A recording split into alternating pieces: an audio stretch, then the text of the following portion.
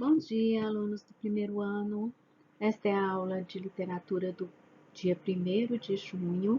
Nós vamos ver o último conteúdo do segundo bimestre sobre o quinhentismo ainda, literatura jesuítica. Só vou fazer um lembrete aqui. O que é o quinhentismo? É o período correspondente ao classicismo na Europa. No Brasil não teve classicismo porque não havia literatura ainda. Então havia o quinhentismo. E o quinhentismo ele foi dividido entre literatura de informação dos viajantes, que nós vimos na última aula, e literatura jesuítica, que é a de catequese. É essa que nós vamos começar a ver agora. A gente dá nome de literatura jesuítica por causa dos jesuítas. Quem são os jesuítas? São os religiosos que vieram junto com os colonizadores na época do descobrimento do Brasil, né? Eles eram religiosos católicos que representavam o pensamento da contra-reforma. Lembra lá a reforma protestante veio desfazer certas ideias que as pessoas tinham do catolicismo, então eles vieram para combater essa reforma, né? Eram contrários à liberdade de expressão e às ciências, então eles acreditavam piamente na fé e nos dogmas da igreja. Quais eram as missões deles aqui no Brasil? Catequizar os índios e abrir escolas. O que eles produziram de obra literária? Poemas, cartas, tratados e autos. Só fazer um parêntese aqui para explicar o que é auto. Auto é um texto literário feito para ser apresentado em teatro. Mas qual que é a principal característica dele? Ter um fundo moral, ter uma lição de moral e sempre religiosa. Então, eles vão fazer esses textos ligados sempre ao bem e ao mal. O bem está sempre ligado à ideia de Deus, Jesus e a Virgem, que vão libertar a sua alma, né? E o mal vai ser sempre representado pelo demônio e os maus espíritos. Então, que eles devem rejeitar esses espíritos maus, esses maus exemplos, porque eles escravizam a alma. Essa que era a ideia que eles passavam através dos autos. Os jesuítas, eles eram ligados a uma congregação chamada Companhia de Jesus, né? E eles chegaram em 1549 com os primeiros colonizadores e com aquela missão que eu já falei lá atrás, de catequizar os índios, porque eles achavam que eles eram pagãos e tinham que ser convertidos, porque toda a salvação do mundo não pode estar fora da igreja, todo mundo tem que pertencer à igreja para ser salvo. Então, essa que eram as ideias dele em relação à catequização dos índios.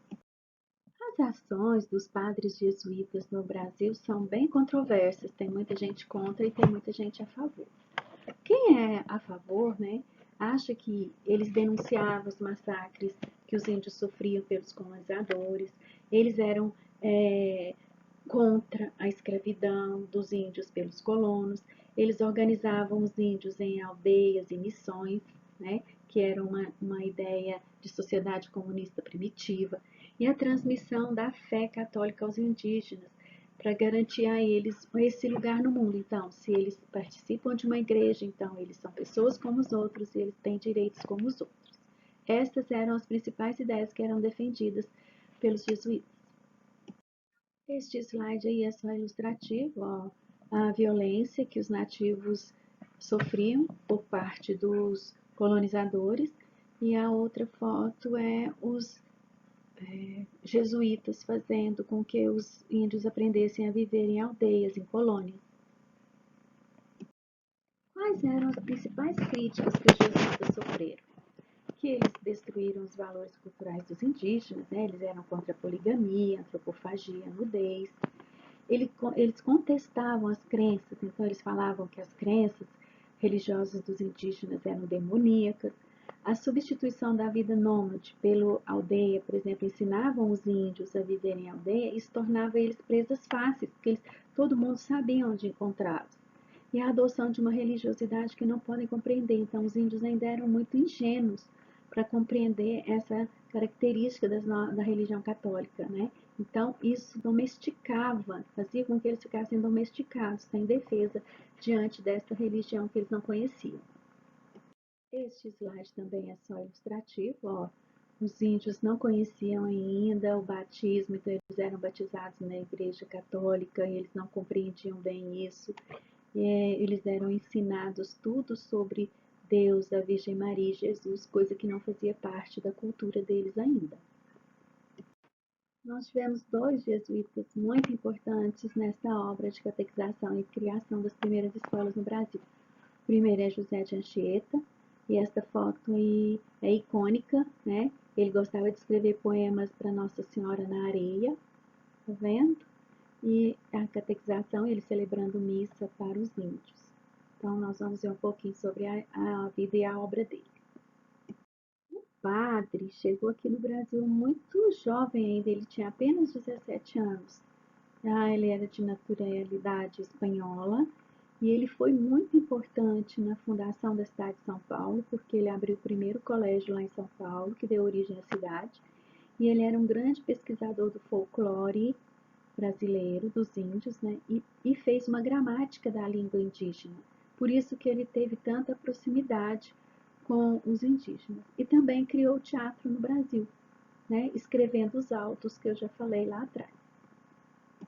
Aí, explicando um pouquinho sobre o estilo dele, ó. Ele era um autor que fazia obras muito profundas no tema da religiosidade. No entanto, ele fazia obra para ensinar os índios o pensamento cristão, que fazia hino, canções, né? E obras de teatro. Então, ele teatralizava as passagens bíblicas para as pessoas compreenderem melhor o catolicismo. Sempre entre o bem e o mal. Quem era o bem? Os santos, os anjos, né? Nossa Senhora, Jesus. E quem era o mal? Os demônios que faziam parte da tradição deles lá, né? Os pajés, aqueles rituais, então eles ligavam isso ao mal. Estes são só os nomes das principais obras dele, né? Os Feitos de Mendes Sá, que foi o primeiro poema impresso lá em Portugal, em língua portuguesa aqui, e a gramática da língua indígena, que ele construiu também com a língua tupi. Outro jesuíta muito importante é o Manuel da Nóbrega, né? Que veio em 1549 com Tomé de Souza, e ele era português. E ele participou de obras em Salvador, em Rio de Janeiro, e fundou também, lá entrou primeiro, né, no interior de São Paulo, no Planalto de Piratininga, para fundar a cidade de São Paulo, juntamente com José de Anchieta. Aí também são slides ilustrativos do tipo de obras que ele produzia, né? Tudo muito relacionado com a religião, igual ao José de Anchieta. Então, os dois tinham o mesmo estilo. Aí, o nome das obras, né? Diálogo sobre a conversão do gentio. Quem é o gentio? O índio, né? Muito literário, um poema bem cheio de metáforas, de rimas. O caso da consciência sobre as liberdades dos índios, tudo falando sobre os costumes dos índios, tentando mudá-los para catolicismo. E o tratado quanto à antropofagia. Então, ele considerava isso uma coisa demoníaca e vai falar para os índios sobre isso. Tá bom? Espero que vocês tenham compreendido. Tchau!